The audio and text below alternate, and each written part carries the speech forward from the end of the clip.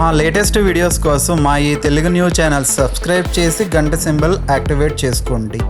July 25 తొలి ఏకాదశి నాడు వేప చెట్టు మొదట్లో ఇది పడేయండి చాలు. కేవలం 2 నిమిషాల్లో దరిద్రం పోయి లక్షలు కాదు, ఏకంగా కోట్లు వచ్చి పడతాయి. మీ జాతకం మారిపోతుంది. వద్దన్న ఐశ్వర్యం వచ్చి పడుతుంది. ఎందుకంటే మన హిందూ సాంప్రదాయంలో మరియు ఆయుర్వేదంలో వేప చెట్టుకు ఉన్న స్థానం గురించి ఎంత చెప్పినా తక్కువే. పాత రోజుల్లో మన పూర్వీకులు ప్రతి ఇంటి దగ్గర, వాకిట్లో లేదా పెరటిలో ఖచ్చితంగా ఒక వేప చెట్టును నాటేవారు. వేప చెట్లను వారొక దైవంగా, తమ ఇంటికి కాపలా ఉండే ఒక రక్షక భటుడిగా భావించి పెంచేవారు. ఇంటి ముందు వేప చెట్టు ఉండడం వలన ఆ ఇంటికి ఎలాంటి అనారోగ్యాలు, ప్రాణాంతక రోగాలు వచ్చేవి కావు. వేప చెట్టు నుండి వీచే గాలి ఎంతో ఆరోగ్యకరమైనది, స్వచ్ఛమైనది. ఆ గాలి పీల్చడం వల్లే మన పెద్దవారు ఎలాంటి మందులు, ఆసుపత్రుల అవసరం లేకుండా 100 ఏళ్లకు పైగా ఎంతో ఆరోగ్యంగా, శారీరకంగా దృఢంగా జీవించారు. వేప ఆకుల గాలిలో ఉండే ఔషధ గుణాలు వాతావరణంలోని సూక్ష్మక్రిములను, వైరస్లను సమూలంగా నాశనం చేస్తాయి. ప్రకృతి మనకు ప్రసాదించిన అద్భుతమైన వరం ఈ వేప చెట్టు. అయితే రాబోయే తొలి ఏకాదశి రోజున వేప చెట్టు మొదట్లో ఒక చిన్న వస్తువును పడేస్తే చాలు, మీ జీవితంలో ఉన్న ఎలాంటి కఠినమైన దరిద్రం, కష్టాలు, మానసిక బాధలు అయినా సరే కేవలం 2 నిమిషాల్లోనే మాయమైపోతాయి. లక్షలు కాదు, ఏకంగా కోట్లు వచ్చి పడతాయి. తొలి ఏకాదశి రోజు వేప చెట్టు మొదట్లో దీనిని పడేయడం వల్ల మీ జీవితం పూర్తిగా మారిపోతుంది. ఎన్నో ఏళ్లుగా మిమ్మల్ని పీడిస్తున్న ధన సమస్యలన్నీ పటాపంచలైపోతాయి. మీ సంపాదన అనూహ్యంగా పెరుగుతుంది. మీ అదృష్టం లేదా సుడి పూర్తిగా తిరిగిపోతుంది. మరి ఇంతకీ ఈ అద్భుతమైన తొలి ఏకాదశి రోజున వేప చెట్టు మొదట్లో మనం ఏం పడేయాలి అనే విషయాన్ని ఈ వీడియోలో మనం చాలా వివరంగా తెలుసుకుందాం. అంతేకాదు, తొలి ఏకాదశి రోజు ఉపవాసం ఎలా ఉండాలి, ఎటువంటి వస్తువులని పొరపాటును కూడా కొని ఇంటికి తీసుకురాకూడదు, ఎలాంటి తప్పు పనులు చేయకూడదు అనే విషయాలను కూడా తెలుసుకుందాం. కాబట్టి ఫ్రెండ్స్, దయచేసి ఈ వీడియోకి ఒక చిన్న లైక్ కొట్టి కింద కమెంట్ సెక్షన్లో ఓం లక్ష్మీ నమో నారాయణాయ అని అత్యంత భక్తి శ్రద్ధలతో కమెంట్ చేయండి. ఇక వీడియోలోకి వస్తే, వేప చెట్టులో సాక్షాత్తు శ్రీలక్ష్మీ నారాయణులు ఇరువురు కొలువై ఉంటారు.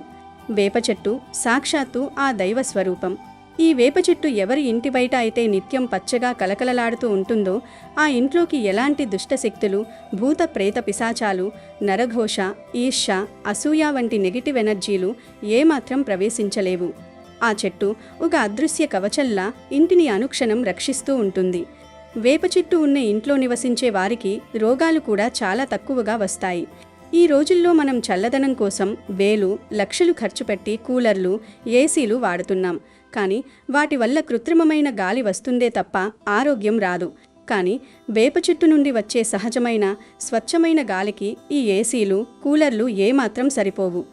ఏసీల వల్ల మనకు లేనిపోని శ్వాసకోశ వ్యాధులు, కీళ్ల నొప్పులు వస్తాయి. కానీ వేప చెట్టు గాలి వల్ల ప్రాణవాయువు పుష్కలంగా లభించి మన శరీరంలోని అణువణువు చైతన్యవంతమవుతుంది. మనస్సు ప్రశాంతంగా ఉంటుంది. ముఖ్యంగా తొలి ఏకాదశి రోజున వేప చెట్టుకు విపరీతమైన దైవిక శక్తులు వస్తాయి.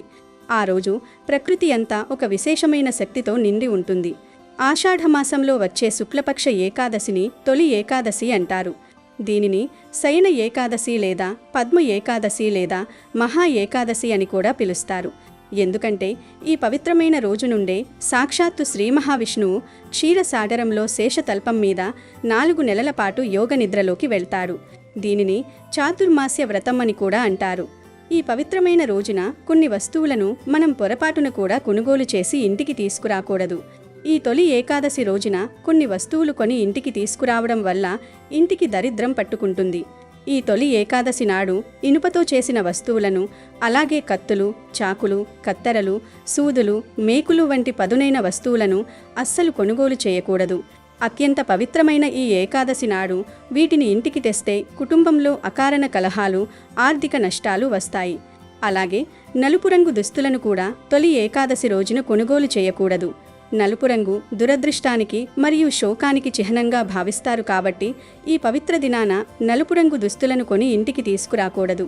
తర్వాత చీపురు కూడా ఈ రోజు కొని ఇంటికి తేకూడదని శాస్త్రం చెప్తోంది.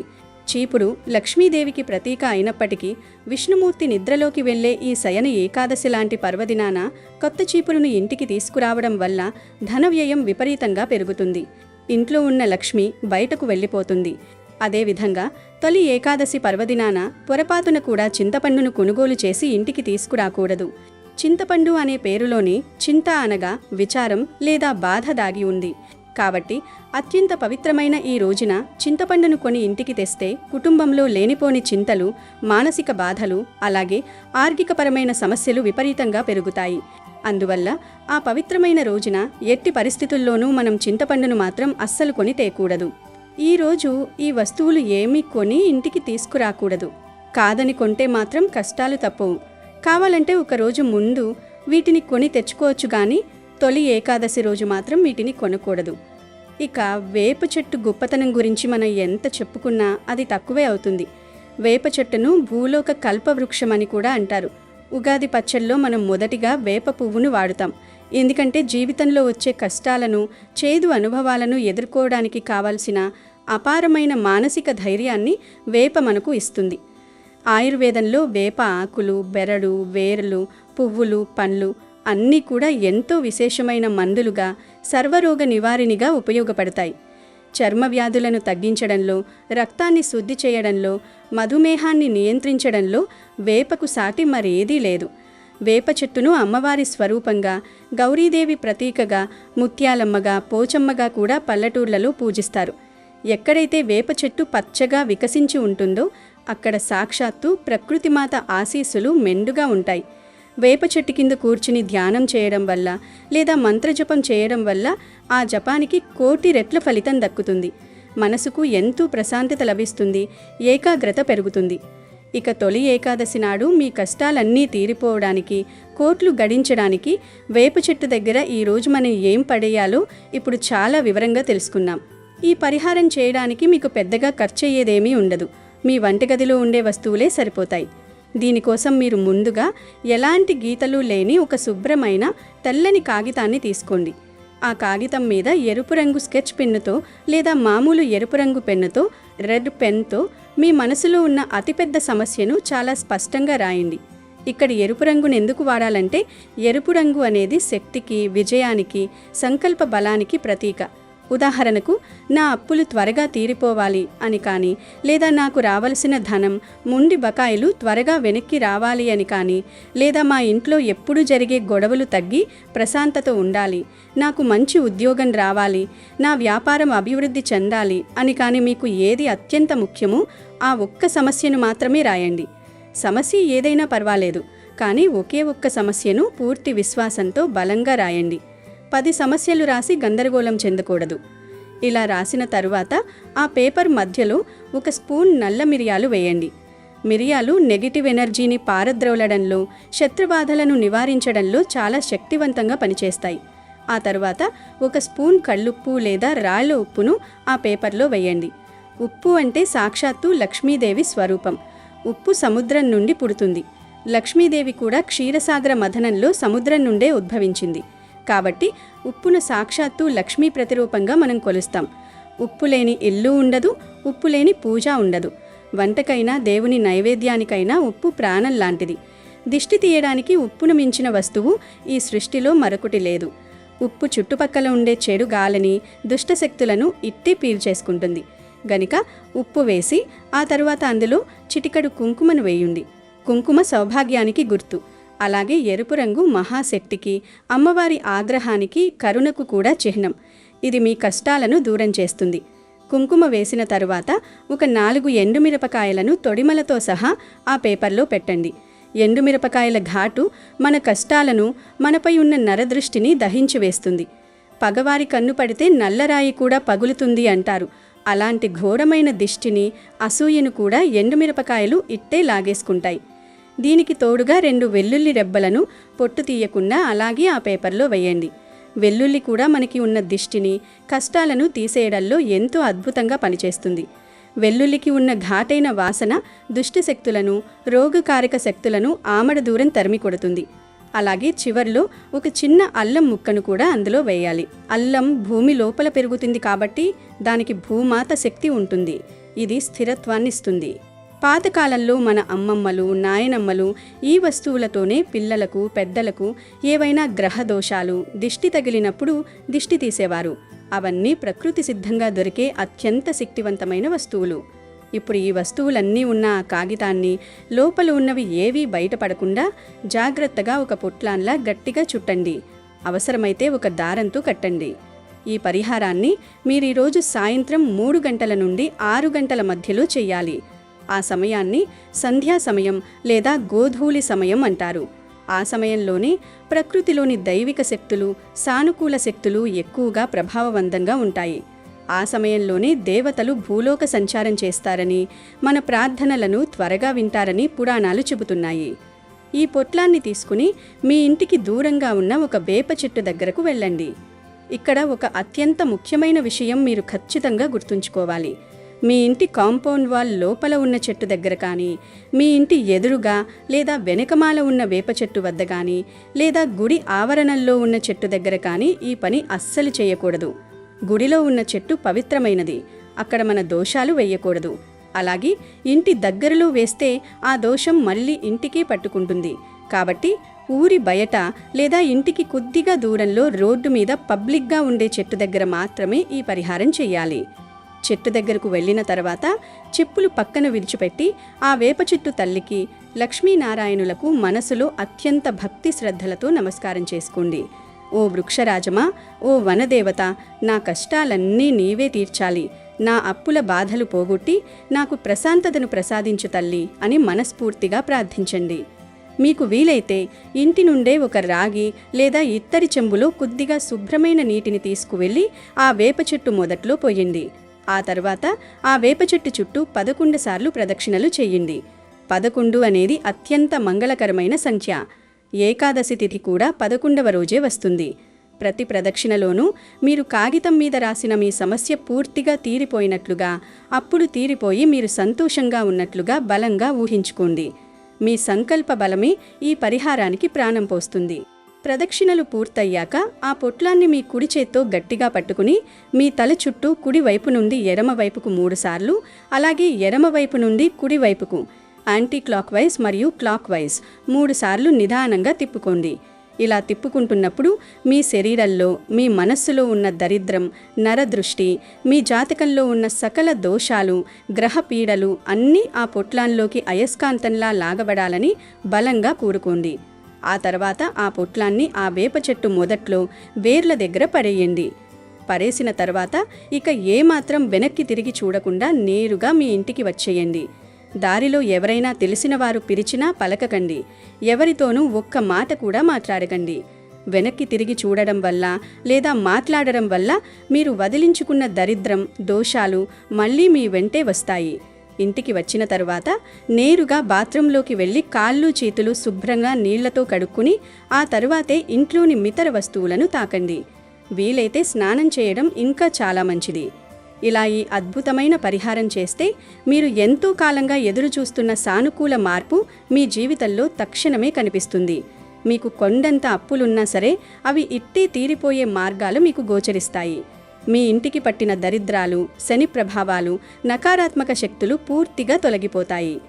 ఎలాంటి కఠినమైన నరదృష్టి, కనుదిష్టి, శాపాలు ఉన్నా అవన్నీ ఆ వేప చెట్టు తల్లి తనలోకి లాగేసుకుని వాటిని శాశ్వతంగా పటాపంచలు చేస్తుంది. సాక్షాత్తు ఆ లక్ష్మీదేవి మరియు వనదేవత అనుగ్రహంతో మీకు అష్టైశ్వర్యాలు సిద్ధిస్తాయి. ధన, ధాన్య, ధైర్య, విజయ, విద్య లాంటి 8 రకాల సంపదలు మీ సొంతమవుతాయి. మీ ఇంట్లో ఎప్పుడూ లేనంతగా ధన సంపద వృద్ధి చెందుతుంది. మీరు పట్టుకున్నది అల్లా బంగారమవుతుంది. మీ వృత్తి, ఉద్యోగ, వ్యాపారాలలో లాభాలు వెల్లెత్తుతాయి. అప్పటి వరకు మిమ్మల్ని వేధించిన శత్రువులు కూడా మీకు మిత్రులుగా మారిపోతారు. కనుక అందరూ ఈ పవిత్రమైన తొలి ఏకాదశి రోజున ఈ చిన్న పరిహారాన్ని పూర్తి నమ్మకంతో, శ్రద్ధతో ఆచరించి చూడండి. మీ కష్టాలన్నీ ఆ లక్ష్మీనారాయణుల దయ వల్ల, ప్రకృతిమాత ఆశీర్వాదాల వల్ల గాలిలో కలిసిపోతాయి. మీ ఇల్లు ఎల్లప్పుడూ సిరి సంపదలతో, ఆయురారోగ్యాలతో, సుఖశాంతులతో కలకలలాడుతుంది. మీకన్నీ శుభాలే జరుగుతాయి. ఈ తొలి ఏకాదశి అనేది సంవత్సరంలో వచ్చే అన్ని ఏకాదశులలోకెల్లా పెద్ద ఏకాదశి. ఈరోజు పేలపిండిని తింటారు, గుడికి వెళ్తారు, విష్ణుమూర్తిని ఆరాధిస్తూ ఉంటారు, ముఖ్యంగా ఉపవాసం ఉంటారు. ఈ తొలి ఏకాదశి అంటే విష్ణుమూర్తికి ఎంతో ప్రీతి. ఈ తొలి ఏకాదశి రోజు మగవారు క్షవరం చేయించుకోకూడదు. ఎవరు ఈరోజు గోర్లు కత్తిరించుకోకూడదు. షాంపూలు లేదా కుంకుడుకాయలు పెట్టి తలస్నానం చేయటం వంటి పనులు చేయకూడదు. అలాగే తొలి ఏకాదశి రోజు స్త్రీలు గుడికి వెళ్ళేటప్పుడు చక్కగా జడ వేసుకొని వెళ్ళాలి. అంతేగాని ఒక క్లిప్ పెట్టేసి లూజ్ హెయిర్ వదిలేసి లేదా జుట్టు విరబూసుకొని వెళ్ళకూడదు. మహాపాపం తగులుతుంది. ఈ తొలి ఏకాదశి ఆషాఢ మాసంలో వచ్చే అత్యంత పవిత్రమైన రోజు. తొలి ఏకాదశి అంటే విష్ణుమూర్తికి ఎంతో ఇష్టం, ఎంతో ప్రీతి. ఈ తొలి ఏకాదశి రోజు ఎవ్వరూ కూడా నల్లటి రంగు వస్త్రాలు ధరించకూడదు. అంతేకాదు ఈ తొలి ఏకాదశి రోజు ఎవరితో గొడవలు పడకూడదు. భార్య, భర్తలు, పిల్లలు ఇలా ఎవరితో వాదనలకు దిగకూడదు.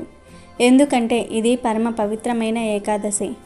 ఈ ఏకాదశి రోజున ఉదయాన్నే నిద్రలేచి ఇల్లంతా శుభ్రం చేసుకొని ఆడవాళ్ళు తలస్నానం చేసి ఉప్పు నీటితో ఇల్లంతా శుభ్రం చేసుకొని ఇంటి గడపలకు పసుపు రాసి ఇంటి గుమ్మం ముందు ముగ్గులు వేసుకొని ఇంట్లో దీపారాధన చేసుకోవాలి. ఈ రోజున చేసే పూజలకు కొన్ని జన్మల పుణ్య ఫలితం లభిస్తుంది. మరి ముఖ్యంగా ఈ ఏకాదశి నాడు సాయంత్రం 6 దాటిన తర్వాత ఇంటి గుమ్మం ముందు 2 దీపాలు వెలిగించి ఇంటి గుమ్మానికి హారతి ఇవ్వండి. అలా చేస్తే మీ ఇంట్లోకి వెంటనే లక్ష్మీదేవి అడుగు పెడుతుంది. ఇక మీ ఇంట్లో లక్ష్మీదేవి తాండవిస్తుంది. అదేవిధంగా ఈ ఏకాదశి రోజున మీ ఇంటి ప్రధాన తలుపులపైన పసుపుతో స్వస్తిక్ గుర్తును వేయండి. మీ ఇంటికి ఉన్న అష్టదరిద్రాలు తొలగిపోయి మీ ఇంటికి అష్టైశ్వర్యాలు ప్రాప్తిస్తాయి. అలాగే ఈ తొలి ఏకాదశి రోజు ఇంట్లో పూజ చేసుకునే సమయంలో ఖచ్చితంగా దక్షిణావృత శంఖాన్ని ఊదండి. అలా ఊదితే ఇంట్లో ఉన్న నెగిటివ్ ఎనర్జీ, దుష్ట శక్తులు బయటికి వెళ్ళిపోతాయి. మీ ఇంట్లో ఉన్న వారందరికీ కూడా చాలా మంచి జరుగుతుంది. కనుక ఏకాదశి రోజు పూజ చేసే సమయంలో దక్షిణావృత శంఖాన్ని ఊదండి. ఒకవేళ మీ ఇంట్లో దక్షిణావృత శంఖం లేకపోతే తొలి ఏకాదశిలోపు ఒక శంఖాన్ని కొని తెచ్చుకొని పూజ గదిలో పెట్టుకోండి. ముత్తైదవ స్త్రీలు తొలి ఏకాదశి ముందు రోజు అంటే దశమి నాడు గోరింతాకును కోసి నూరి చేతులకు పెట్టుకుంటే మాంగళ్య బలం పెరుగుతుంది. ఆషాఢంలో ఒక్కసారైనా గోరింతాకు పెట్టుకోవాలని అంటారు కదా. ఆ గోరింతాకును ఈ తొలి ఏకాదశి రోజు ముందు రోజున పెట్టుకుంటే లక్ష్మీదేవి అనుగ్రహం కలుగుతుంది. కనుక దశమి రోజు స్త్రీలందరూ కూడా చేతులకు గోరింతాకు పెట్టుకోండి. స్త్రీలంటే కేవలం పెళ్లి అయిన వారు మాత్రమే కాదు, పెళ్లి అవ్వని వారు కూడా ఈరోజు గోరింతాకు పెట్టుకోవాలి. పెట్టుకోవటం వలన మీకు అన్ని శుభాలే జరుగుతాయి. ఇక ఎంతో పవిత్రమైన ఈ తొలి ఏకాదశి రోజు అందరూ ఉపవాసం ఉంటారు. మరి ఈ ఉపవాసం ఎలా చేయాలి? ఉపవాసం చేసే సమయంలో ఏమైనా తినవచ్చా? గుడికి వెళ్తే ప్రసాదం పెడితే తినవచ్చా? అసలు ఉపవాసం ఉండలేని వారు ఏం చేస్తే ఉపవాసం చేసిన దానికన్నా 1000 రెట్ల ఫలితం వస్తుంది అనే విషయాల గురించి ఈరోజు మనం ఈ వీడియోలో వివరంగా తెలుసుకుందాం. ఏకాదశి అంటేనే ఉపవాస దీక్ష గుర్తుకు వస్తుంది. పైగా తొలి ఏకాదశిని హిందువులు మొదటి పండుగగా జరుపుకుంటూ ఉంటారు. ఈ రోజు ఉపవాసం ఉంటే మరింత మంచిదని చెప్తూ ఉంటారు. ఉపవాసం పాటించడానికి ఒక పద్ధతి ఉంది. తొలి ఏకాదశి రోజు ఉపవాసం ఉండాలి అనుకునేవారు అంతకు ముందు రోజున దశమి రాత్రి నిరాహారంగా ఉండాలి, లేదా లైట్ ఫుడ్, అల్పాహారం లాంటివి తీసుకోవాలి. మన జీర్ణ వ్యవస్థను ఏకాదశి ఉపవాసానికి సిద్ధం చేయటమే ఈ ఆచారం వెనుక ఉన్న అంతరార్థం. ఇక తొలి ఏకాదశి రోజు బ్రహ్మ ముహూర్తంలో నిద్రలేచి తలస్నానం చేయాలి. ఆ రోజంతా ఏమీ తినకుండా నిష్టగా ఉపవాసం ఉండాలి. ఏమీ తినకుండా ఉండలేని వారు పాలు, పండ్లు తినవచ్చు. అవి కూడా చాలవు అనుకునేవారు ఒక్కపూట భోజనం చేసి ఏకభుక్తం ఉండవచ్చు. ఇలా ఈ 3 పద్ధతుల్లో ఏదో ఒక విధంగా ఏకాదశి ఉపవాసం ఉండాలి. ఈ ఉపవాసం జాగరణలతో తొలి ఏకాదశి రోజు గడిచిన తర్వాత మర్నాడు అనగా ద్వాదశి రోజు తెల్లవారుజామున దగ్గరలోని ఆలయాలను దర్శించుకోవాలి. ఆ తర్వాత ద్వాదశి పారణ చేయాలి.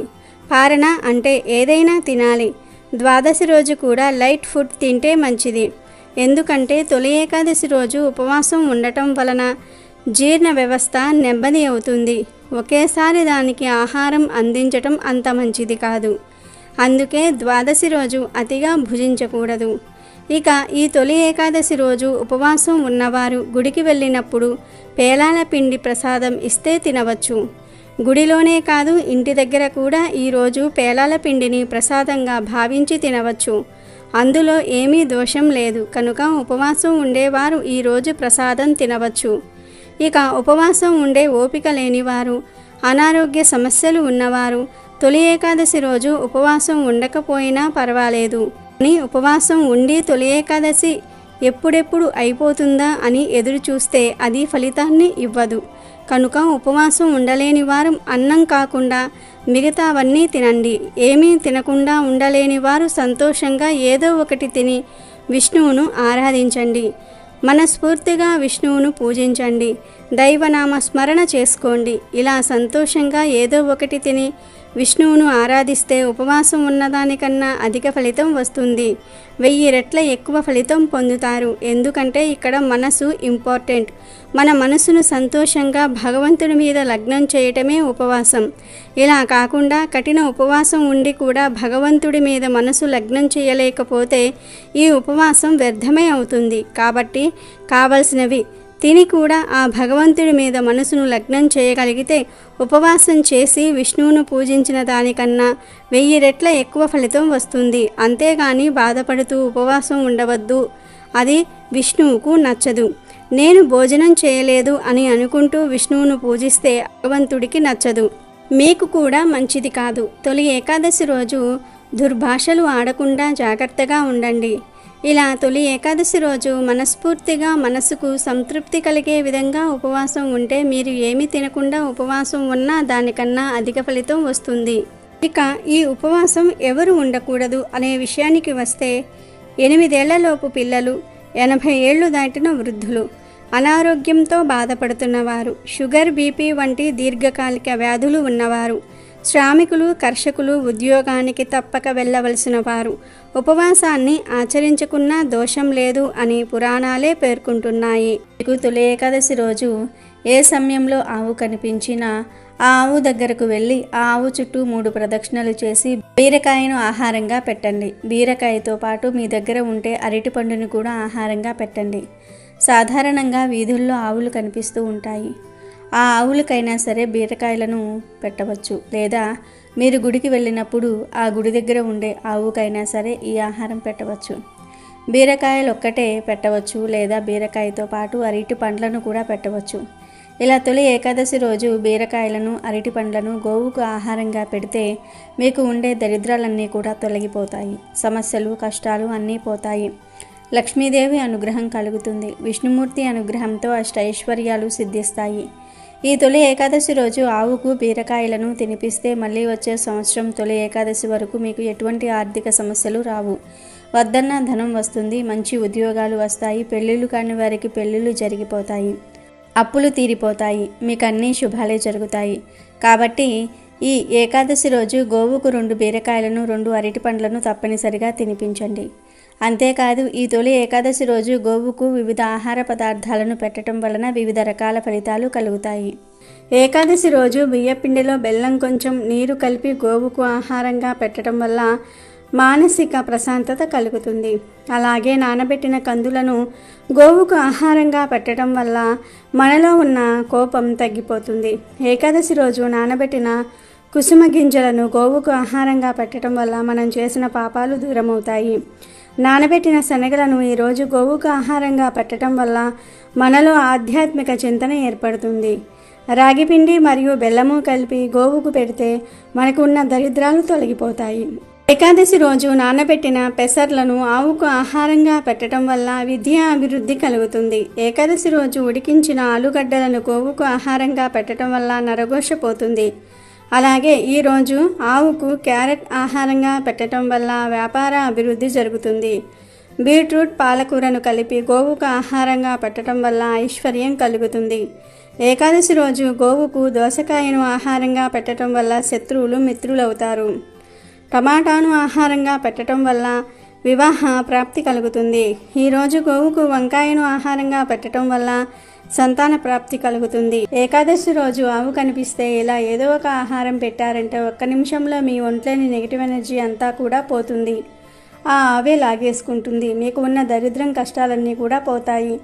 కనుక ప్రతి ఒక్కరూ కూడా ఏకాదశి రోజు ఆవు కనిపిస్తే ఈ చిన్న పనిని చేసి దరిద్రాన్ని వదిలించుకొని శుభ ఫలితాలను పొంది సంతోషంగా జీవించండి. వీడియో నచ్చితే లైక్ చేయండి, షేర్ చేయండి, బట్ సబ్స్క్రైబ్ చేసుకోవడం మర్చిపోవద్దు.